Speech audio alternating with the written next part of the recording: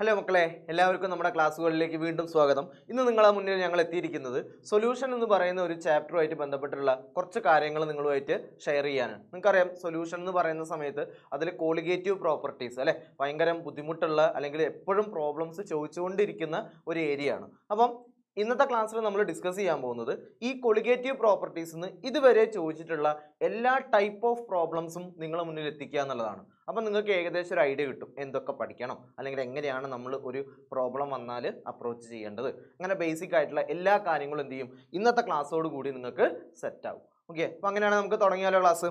അപ്പം ഫസ്റ്റ് തന്നെ നിങ്ങൾ അറിയേണ്ടത് എന്താ, കൊളിഗേറ്റീവ് പ്രോപ്പർട്ടീസ് എന്താണെന്നുള്ളതും പരീക്ഷയ്ക്ക് ചോദിക്കാറുണ്ട്.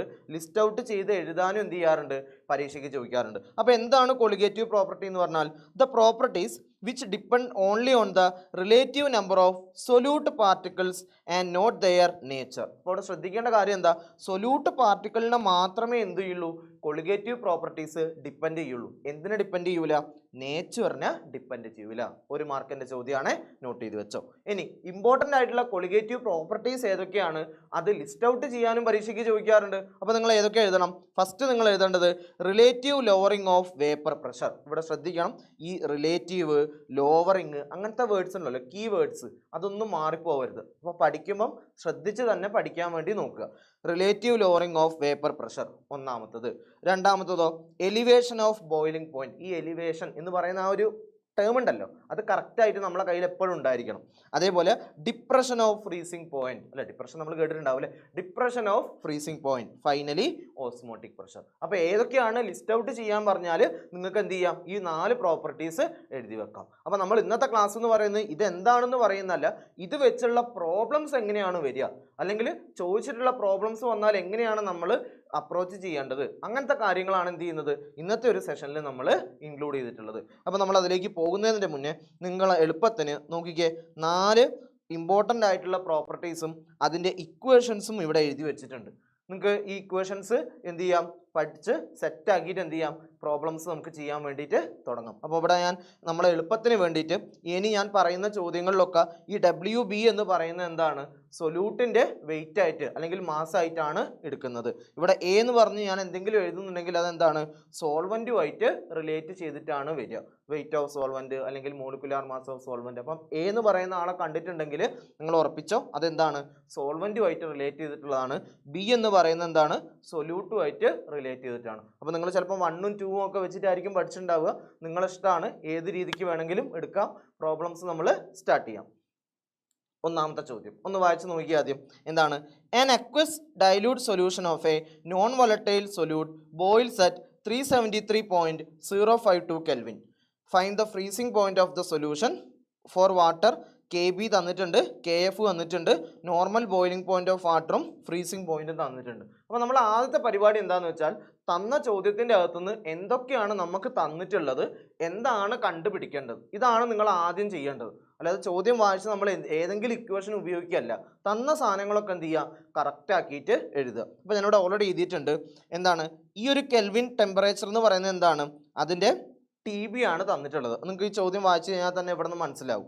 ഇനിയോ നമ്മളോട് കാണാൻ പറഞ്ഞത് എന്താ, ഫ്രീസിംഗ് പോയിന്റ് TF ആണ് എനിക്ക് കണ്ടുപിടിക്കേണ്ടത്. ഇനിയോ എന്തൊക്കെ കാര്യങ്ങൾ തന്നിട്ടുണ്ട്, അത് കൂടാതെ KB തന്നിട്ടുണ്ട്, KF തന്നിട്ടുണ്ട്, അതിൻ്റെ ബോയിലിംഗ് പോയിന്റ് തന്നിട്ടുണ്ട്, ഫ്രീസിംഗ് പോയിന്റ് തന്നിട്ടുണ്ട്. സോ ഞാൻ എന്ത് ചെയ്തു, ആ തന്ന സാധനങ്ങളൊക്കെ എന്ത് ചെയ്തു, എടുത്ത് അതേപോലെ എഴുതി. ഇനി എന്താ നമ്മളോട് കാണാൻ പറഞ്ഞത്, ഫ്രീസിംഗ് പോയിന്റ് അല്ലേ മക്കളെ കാണാൻ പറഞ്ഞത്. ഇതിൻ്റെ ഇക്വേഷൻ നിങ്ങൾക്ക് ഓൾറെഡി അറിയാലോ, എന്താണ്, ഡെൽറ്റ TF = TF - TF0. ഇതിൽ ഓരോ വേർഡ്സ് ടേംസ് എന്താണെന്ന് ഞാൻ പറയണ്ടല്ലോ, നിങ്ങൾക്ക് ഓൾറെഡി അറിയാവുന്നതാണല്ലോ. നമുക്ക് കാണേണ്ട ആളാരാ, ദാ ഈ TFനെയാണ് കാണേണ്ടത്. അപ്പോൾ TFനെ നമുക്ക് കാണണമെന്നുണ്ടെങ്കിൽ എന്ത് ചെയ്യണം, ഈ 2 ആൾക്കാരെ നമുക്ക് അറിയണം. അതിൽ നിങ്ങൾ നോക്കിയേ, ഓൾറെഡി നിങ്ങൾക്ക് TF0 എന്താണെന്ന് ഓൾറെഡി അറിയാം, പക്ഷെ എന്തറിയില്ല, ഡെൽറ്റ TF എന്ന് പറയുന്ന സംഭവം എന്താണെന്ന് അറിയില്ല. അപ്പോൾ നമ്മൾ അടുത്ത ഇക്വേഷൻ ഉപയോഗിക്കുക. ഡെൽറ്റ TF എന്ന് പറഞ്ഞാൽ എന്താണ്, KF × M അല്ലെ, മൊളാലിറ്റിനെ ഡിപ്പെൻഡ് ചെയ്യുന്നതാണ്, അത് നിങ്ങൾക്ക് അറിയാവുന്ന കാര്യമാണ്.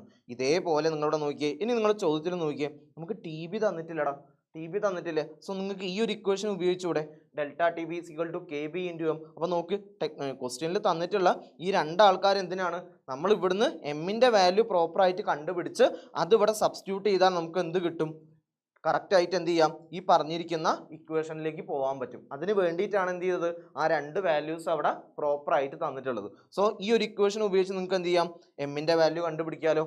എമ്മിൻ്റെ വാല്യൂ നിങ്ങൾക്ക് കിട്ടിയിട്ടുണ്ടെങ്കിൽ നമ്മൾ നേരത്തെ പറഞ്ഞ ഇക്വേഷനിൽ സബ്സ്റ്റിറ്റ്യൂട്ട് ചെയ്തൂടെ, ഏതിൽ delta T B is equal to K B into M. കാരണം എന്താ, ഓൾറെഡി ക്വസ്റ്റ്യനിൽ എന്ത് തന്നിട്ടുണ്ട്, നമുക്ക് തന്നതിൽ ഓൾറെഡി 1.86 ആണെന്നുള്ള വാല്യൂ നമുക്ക് കെ എഫിൻ്റെ തന്നിട്ടുണ്ട്. സോ നേരെ എന്ത് ചെയ്യുക, ഈ ഇക്വേഷനിൽ സബ്സ്റ്റിറ്റ്യൂട്ട് ചെയ്യുക. അതിൽ സബ്സ്റ്റിറ്റ്യൂട്ട് ചെയ്താൽ നിങ്ങൾക്ക് എന്ത് കിട്ടി, ഡെൽറ്റ ടി ബി കിട്ടി. ഡെൽറ്റ ടി ബി നിങ്ങൾക്ക് അറിയാമെന്നുണ്ടെങ്കിൽ ഈ ഇക്വേഷനിൽ സബ്സ്റ്റിറ്റ്യൂട്ട് ചെയ്താൽ ഫൈനൽ വാല്യൂ കിട്ടുമല്ലോ. മനസ്സിലായോ, ഐഡിയ ചെയ്യേണ്ട എങ്ങനെയാണെന്ന് മനസ്സിലായോ. അപ്പോൾ ഇക്വേഷൻസ് നമ്മൾ ആദ്യം എന്ത് ചെയ്യുക, ഏതൊക്കെയാണ് ഉപയോഗിക്കേണ്ടതെന്ന് അറിയണം. ക്വസ്റ്റ്യനിൽ തന്ന സാധനങ്ങൾ എന്ത് ചെയ്യണം, പ്രോപ്പറായിട്ട് എടുത്തെഴുതണം. അതിനുശേഷമാണ് എന്ത് ചെയ്യേണ്ടത്, നമ്മൾ വാല്യൂ സബ്സ്റ്റിറ്റ്യൂട്ട് ചെയ്ത് ആൻസറിലേക്ക് എത്തേണ്ടത്. ചെയ്യേണ്ട ഒരു അപ്രോച്ച് എങ്ങനെയാണെന്നുള്ളത് നിങ്ങൾക്ക് മനസ്സിലായിട്ടുണ്ടെന്ന് വിചാരിക്കുന്നു. അങ്ങനെയാണെങ്കിൽ അടുത്ത ഒരു പാറ്റേൺ ചോദ്യത്തിലേക്കാണ് പോകുന്നത്. ഒക്കെ ഡിഫറെൻറ്റ് പാറ്റേൺസ് ആണ് കേട്ടോ. ഇതുവരെ ചോദിച്ചിട്ടുള്ള എല്ലാ ടൈപ്പ് ചോദ്യങ്ങളും ഇൻക്ലൂഡ് ചെയ്തിട്ടുണ്ട്. അടുത്ത നോക്കിയേ, the boiling point of benzene is 353.23 Kelvin. When 1.80 gram of a non-volatile solute was dissolved in 90 gram benzene, the boiling point is raised to 354.11 Kelvin. Calculate the molar mass of the solute. K B നമുക്കിവിടെ തന്നിട്ടുണ്ട്. So തന്ന സാധനങ്ങളൊക്കെ എന്ത് ചെയ്യുക, എടുത്തെഴുതുക. എന്തൊക്കെ തന്നിട്ടുണ്ട്, TB0 അല്ല, പ്യുവറായിട്ട് നിൽക്കുന്ന സബ്സ്റ്റൻസിൻ്റെ ബോയിലിംഗ് പോയിന്റ് നിങ്ങൾക്ക് ഇവിടെ തന്നിട്ടുണ്ട്. ഇനിയോ 1.80 എന്ന് പറയുന്നത് എന്താണ്, നമ്മൾ പറഞ്ഞിട്ടുള്ള WB അല്ലേ, അതിൻ്റെ വെയിറ്റ് ആണ് എന്ത് 1.80. ഇനിയോ 90 gram ഓഫ് ബെൻസീൻ, അതെന്താണ് വരിക, WA ആണ്. ഇനി ടി ബി നിങ്ങൾക്ക് ഇവിടെ ഓൾറെഡി തന്നിട്ടുണ്ട്. അങ്ങനെയാണെന്നുണ്ടെങ്കിൽ ഇതല്ലേ നമ്മളെ equation, delta T B C equal to 1000 into K B into WB divided by MP into WA. അപ്പോൾ പ്രോപ്പർ ആയിട്ടുള്ള ഇക്വേഷൻ നിങ്ങൾക്ക് അറിയാമെന്നുണ്ടെങ്കിൽ നേരിട്ട് എന്ത് ചെയ്യുക, ഇതിൽ സബ്സ്റ്റിറ്റ്യൂട്ട് ചെയ്താൽ ആൻസർ കിട്ടും. ഓക്കെ, അപ്പോൾ ഈ ടൈപ്പ് ചോദ്യങ്ങളും അറിഞ്ഞിരിക്കുക. ഇനി അടുത്ത ടൈപ്പാണ് എന്താണ്, calculate the osmotic pressure exerted by a solution prepared by dissolving 1.5 gram of a polymer of molar mass 1,85,000 in 500 ml of water at 370 ആറിൻ്റെ വാല്യൂ ഇവിടെ തന്നിട്ടുണ്ട്. അപ്പോൾ നിങ്ങൾക്ക് തന്നിരിക്കുന്നതിൽ എന്ത് ചെയ്യുക, തന്ന സാധനങ്ങളൊക്കെ എടുത്ത് എഴുതുക. WB നിങ്ങൾക്ക് അറിയാം, MB അറിയാം. ഇനി വോള്യൂം നോക്കണേ, 500 ml ആണ് തന്നിട്ടുള്ളത്. സോ എന്ത് ചെയ്യണം, 0.5 ലിറ്ററിലേക്ക് അല്ലെങ്കിൽ ലിറ്ററിലേക്ക് നമ്മൾ എന്ത് ചെയ്യണം, അതിനെ കൺവേർട്ട് ചെയ്യണം. ഇനി ടെമ്പറേച്ചർ നോക്ക്, 37 ഡിഗ്രി സെൽഷ്യസ് ആണ്. 37 ഡിഗ്രി സെൽഷ്യസ് ആണ് കേട്ടോ, 370 അല്ല, 37 ഡിഗ്രി സെൽഷ്യസ് ആണ് ഇവിടെ ടെമ്പറേച്ചർ തന്നിട്ടുള്ളത്. 37 ഡിഗ്രി സെൽഷ്യസ്. ഓക്കെ, അപ്പം ഈ തന്നിരിക്കുന്നതിൽ നിങ്ങൾ എന്ത് ശ്രദ്ധിക്കണം, പറഞ്ഞിരിക്കുന്നതിൽ ടെമ്പറേച്ചർ ഡിഗ്രി സെൽഷ്യസിലാണ് തന്നത്. സോ എന്ത് ചെയ്യണം, നിങ്ങളത് കെൽവിനിലേക്ക് കൺവേർട്ട് ചെയ്യണം. എന്നിട്ട് നിങ്ങളൊക്കെ അറിയാമല്ലോ, PV = nRT. ആ ഒരു ഇക്വേഷനിൽ പിക്ക് പകരം പൈ എന്ന് പറഞ്ഞു കൊടുക്കുക. കാരണം ഓസ്മോട്ടിക് പ്രഷർ നിങ്ങൾക്കറിയാം, പൈ വെച്ചിട്ടാണ് നമ്മൾ കാണിക്കുക എന്നുള്ളത്.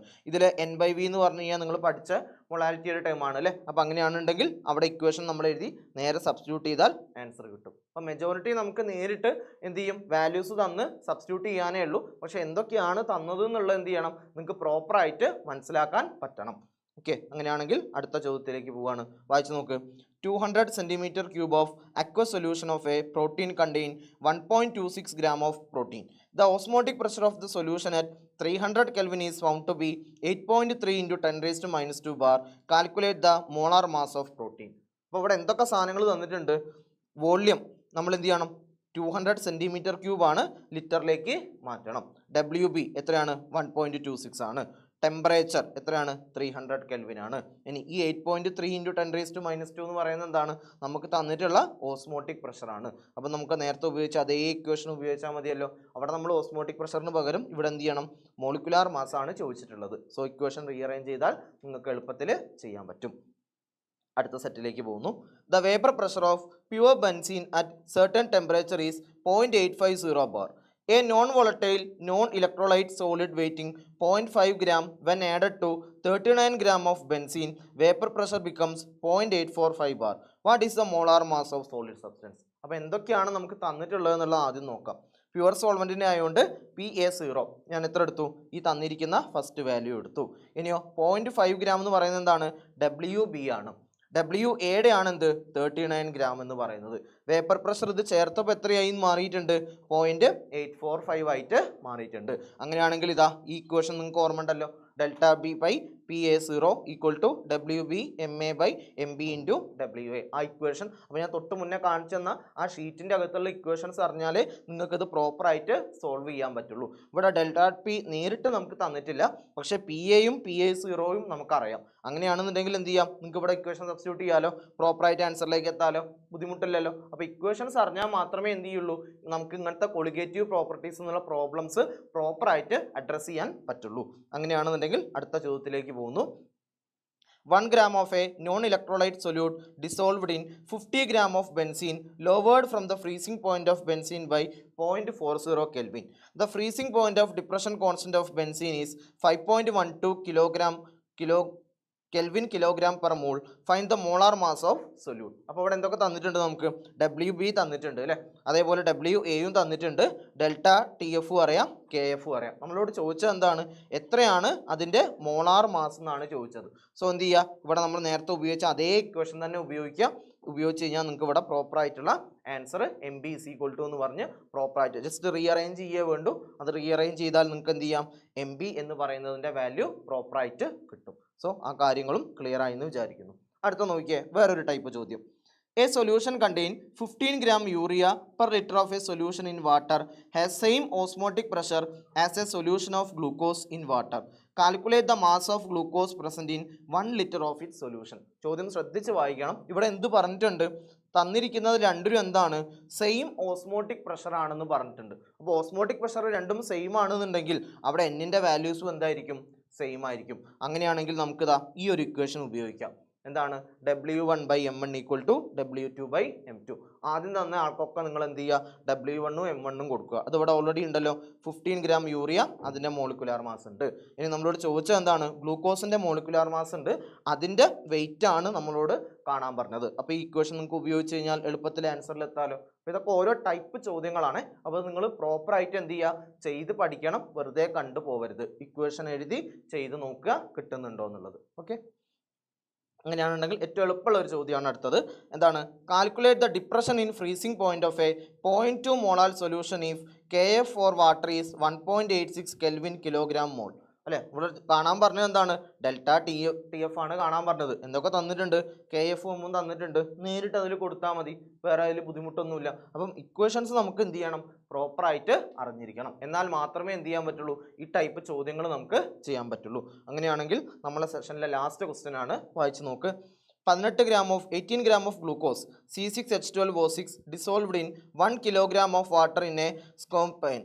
At what temperature will water boil at 1.013 bar? അപ്പോൾ ഇവിടെ ടെമ്പറേച്ചർ ആണ് നമ്മളോട് ചോദിച്ചിട്ടുള്ളത്. ഇവിടെ എന്തൊക്കെ തന്നിട്ടുണ്ട്, KBയും അതേപോലെ വാട്ടറിൻ്റെ ബോയിലിംഗ് പോയിന്റും തന്നിട്ടുണ്ട്. സോ ഇവിടെ നമ്മൾ തന്നിരിക്കുന്ന കാര്യങ്ങൾ WB നിങ്ങൾക്കറിയാം, WA അറിയാം, അതേപോലെ മോളിക്കുലാർ മാസ് ഇവിടെ ഗ്ലൂക്കോസ് മാത്രമാണ് പറഞ്ഞത്. ഗ്ലൂക്കോസിൻ്റെ മോളിക്കുലാർ മാസ് നമുക്ക് ഓൾറെഡി അറിയാം. എങ്ങനെയാണ് കണ്ടുപിടിക്കേണ്ടതെന്ന് അറിയാലോ, കാർബണിൻ്റെ 12 ആണ്, ഹൈഡ്രജൻ്റെ 1 ആണ്, ഓക്സിജൻ്റെ എത്രയാണ്, 16 ആണ്. നേരിട്ട് മൾട്ടിപ്ലൈ ചെയ്ത് കഴിഞ്ഞാൽ നിങ്ങൾക്ക് 180 gram എന്ന് പറയുന്ന വാല്യൂയിലേക്ക് എത്തും.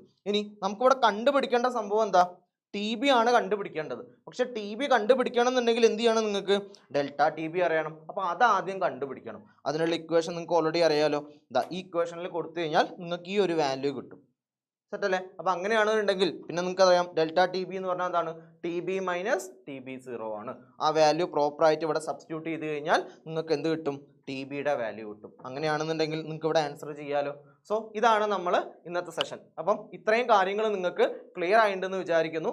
പറഞ്ഞ ചോദ്യങ്ങൾ എന്ത് ചെയ്യണം, പ്രോപ്പറായിട്ട് നിങ്ങൾ ചെയ്ത് നോക്കണം. അതേപോലെ തന്നെ ഇക്വേഷൻസ് പഠിക്കാതെ പരീക്ഷയ്ക്ക് പോവരുത്. ഒരു ചോദ്യമെങ്കിലും എന്ത് ചെയ്യാം, നിങ്ങൾക്ക് കോളിഗേറ്റീവ് പ്രോപ്പർട്ടീസിന് ഇതേ ടൈപ്പ് എക്സ്പെക്റ്റ് ചെയ്യാം. സോ കൂടുതൽ വീഡിയോസും കൂടുതൽ കാര്യങ്ങളുമായിട്ട് നമുക്ക് അടുത്ത സെഷനിൽ കാണാം. അതുവരെ എല്ലാവർക്കും ബൈ.